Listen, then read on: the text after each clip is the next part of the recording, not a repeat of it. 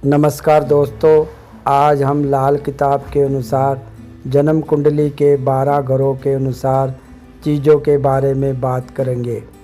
लाल किताब में कुंडली के 12 घरों की अलग अलग ताकतें और संबंधित चीज़ें दर्ज की गई हैं और साथ ही 9 ग्रहों की संबंधित चीज़ें, रिश्तेदार व कारोबार संबंधित हर ग्रह मुख्य तौर पर लिखे हुए हैं, जिसका मतलब यह है कि जब भी कोई ग्रह अच्छा हो तो उस ग्रह की संबंधित चीज़ें, रिश्तेदार व कारोबार उस ग्रह से संबंधित फ़ायदेमंद होंगे और मंदी हालत में मंदे ग्रह की संबंधित चीज़ें, रिश्तेदार और कारोबार संबंधित चीज़ों से परहेज बेहतर होगा। इससे आगे चलकर हर एक भाव की संबंधित चीज़ें और ताकतें इंसानी कारोबार में दखल अंदाज होगी।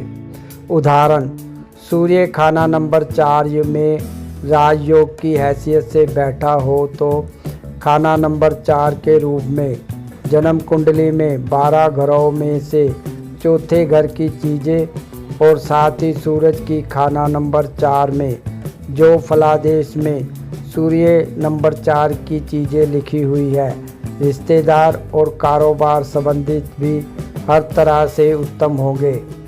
जब भी कोई खाना खाली हो तो उसको जगाने के लिए जिस ग्रह के संबंधित चीज़ों की ज़रूरत हो वह भी इस लिस्ट से मदद मिल सकती है।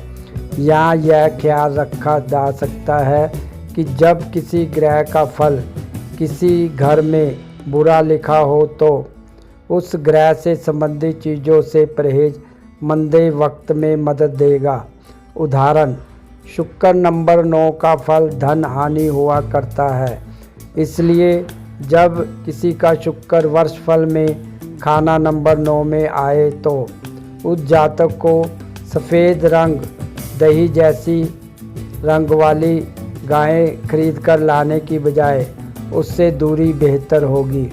ऐसे जातक को जिसका जन्म कुंडली के हिसाब से शुक्र नंबर 9 में हो, तमाम उम्र ही सफ़ेद गायें नेक फल ना देगी और ख़ासकर जब जन्म कुंडली का नंबर 9 का शुक्र दोबारा नंबर 9 में ही आ जाए तो उस साल में तो सफ़ेद गायें जो नई खरीद कर ना लाई जाए।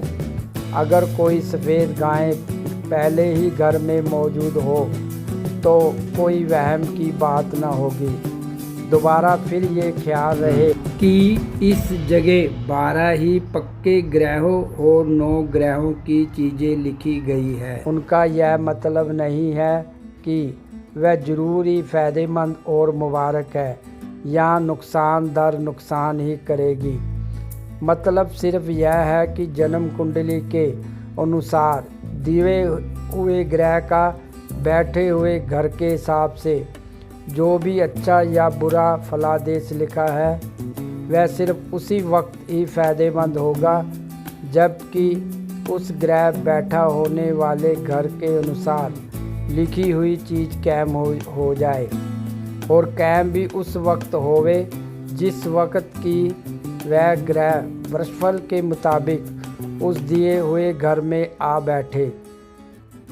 मिसाल के तौर पर शुक्र नंबर 9 का सफ़ेद गाय का जिक्र कर दिया है। उदाहरण के लिए केतु खाना नंबर 3 में आ जाए। अब यहाँ केतु 3 में मंदा है। ऐसे में अगर जातक घर में कुत्ता ले आए तो केतु कायम हो जाएगा जिससे जातक को नुकसान होगा। उदाहरण नंबर 2, अगर राहु खाना नंबर 9 में अपनी नीच राशि में आ जाए, ऐसे में जातक अगर ससुराल से या गिफ्ट में कोई भी इलेक्ट्रॉनिक वस्तु जो राहु की है घर में आ जाए तो राहु कायम हो जाएगा। अब जातक को राहु नुकसान करेगा।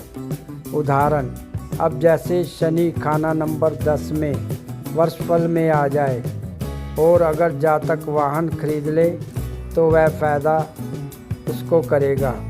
अब जैसे बुध खाना नंबर 8 में आ जाए, बुध जो कि खाना नंबर 8 में मंदा है, अगर जातक घर में सीढ़ियाँ बना ले तो मंदा बुध कायम हो जाएगा और बुध नुकसान करेगा।